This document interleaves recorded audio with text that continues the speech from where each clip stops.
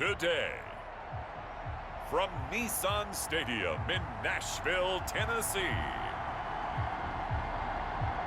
it's Week 9 of the NFL on EA Sports. We welcome all of you to Nissan Stadium on the banks of the Cumberland River in downtown Nashville, Tennessee. Today, it's a Week 9 matchup set to go here between the Chicago Bears and the Tennessee Titans. Taken about 7 yards deep. And no run back here, so they'll bring it out to the 25. Tennessee offense set to go to work for the first time, and at QB, the man signed to a big 4-year deal back in March. That's Ryan Tannehill. We both know it's a league where they seemingly throw the ball just about every play. But watching him perform last week where he threw 3 touchdown passes still caught my eye in a big way. Still kind of the gold standard, 3 touchdown passes, isn't it? And for his efforts last week, AFC Offensive Player of the Week. I can't wait to see what he does this week. And not the start he was hoping for there, as he'll maybe get back to the line of scrimmage, and that's it. Calling no gain on the game's first play. And it's 2nd down now. So a look here at the key inactives, and we got this list before the game down on the field. And they tell us the same thing every time, don't they? Next man up. No excuses. Be ready to play. That's the mantra of every organization. The key is having guys on the roster who are capable of filling in and playing at a high level. That's when you know you've drafted well, scouted free agents well, and stocked your team just the way you're supposed to. Throwing on 3rd down, Tannehill. Pressure, and he's taken down. A Bear sack. Khalil Mack has now recorded 10 sacks on the season. It always helps for a visiting team to come in and set the tone on defense. In fact, when we talked with them prior to the game, they said they wanted this home crowd to feel like they had to hide their valuables when they were in town. Well, the home crowd quiet now early. See if their offense can take over and get some points on the board. And past the 40 before he's out of bounds. A nice return there of 11 to help mitigate a good punt. And that will come the offense as they take over. So here now the Bears offense for their first drive of the game. And out will come the leader of this offense, and that, of course, is their signal caller. He had the numbers of a game last week that if you win, you talk about him being a gritty guy, managing the game, getting it done. But they lost. So obviously 2 interceptions, 1 touchdown pass, that's not going to be good enough. Got to get that changed around. And able to rip off a big chunk of yardage before being dropped inside the 40. Of 21 yards. The end result, 21 yards.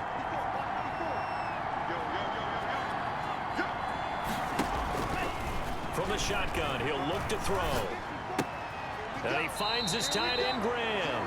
And he gets it down a yard or 2 shy of the 30 before he's out of bounds. A gain of 6 there on first. 6 yards was the pickup on the last completion, so here's 2nd and 4.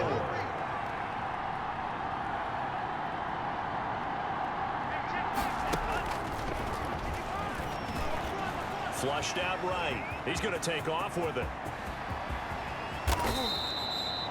Big yardage there on the scramble. It gets him a 1st down.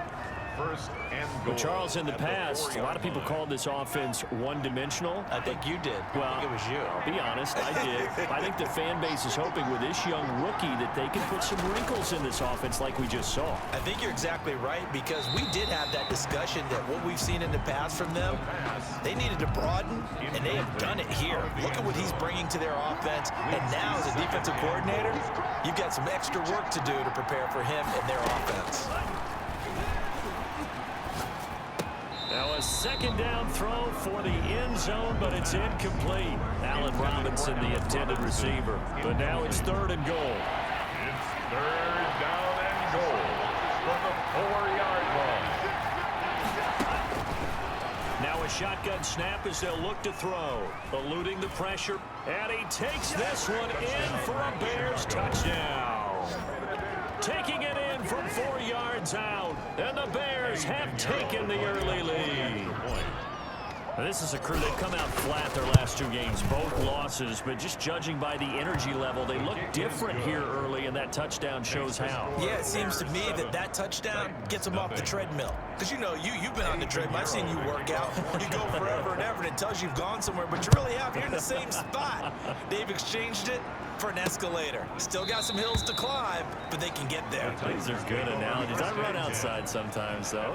Get some fresh air, a little sun on your face. A little wind in there. Yeah, that's right. Tannehill and the Titans come up now 1st and 10 at their 25-yard line.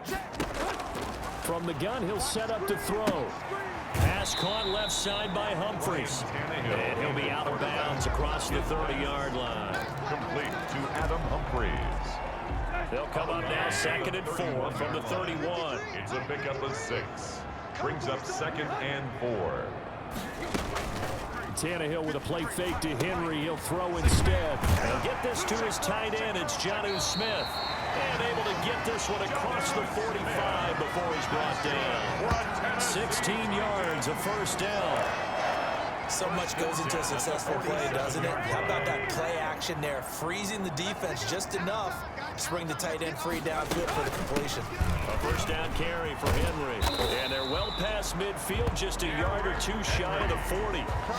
12 more yards there and another first down. Nice carry there by Derrick Henry, picks up a first down. And when you say workhorse, you're thinking about Derrick Henry. Won the rushing title in 2019 with 1,540 yards on the ground and 16 rushing touchdowns. Went to his first Pro Bowl and carried his team to the AFC Championship game. 11 more yards that go around, a first down as well. An excellent run there coming from out wide. And we used to consider these jet sweeps to be gadget plays or something a little bit unusual, right? And now most teams have some version of this play in their playbook.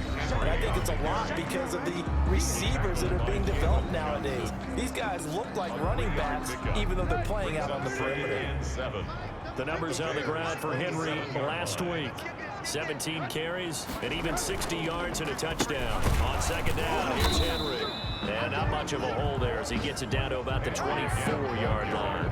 And well liked by his teammates. In fact, I got on good authority, even though I'm not an investigative reporter, that in their team meeting this week, the offensive line stood up and said, Coach, we've got to have better yardage for this guy. He's number 9 in the league. He's got to be in the top 3 before the season. So let's let him down. Quick hitter here. It's complete. Tannehill's pass. And he's able to get it to the edge of the red zone at the 20-yard line. They've now produced 3-yard gains on 3 straight plays. Leads us to 4th down.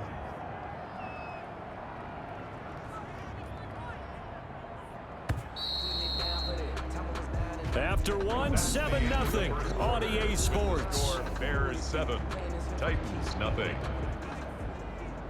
Stephen Gostkowski on for the field goal. A 37-yard attempt. And the 14-year trusty veteran able to knock it through. And they are on the board, but still trailing. It's 7-3. So chalk that down as an 8-play drive capped with a field goal. Yeah, as a friend of mine used to say, they were moving and grooving for a while, but they couldn't keep the momentum going enough to get a touchdown out of it. And Patterson will not return it. It comes out to the 25. Chicago works their way back onto the field here for their second drive of the game. And you know, certainly a lot of football left to play. We're not into December yet, but right now where we stand, they're in first place in their division, looking really good and looking to be a threat come January. And are you one of those early holiday shoppers, partner?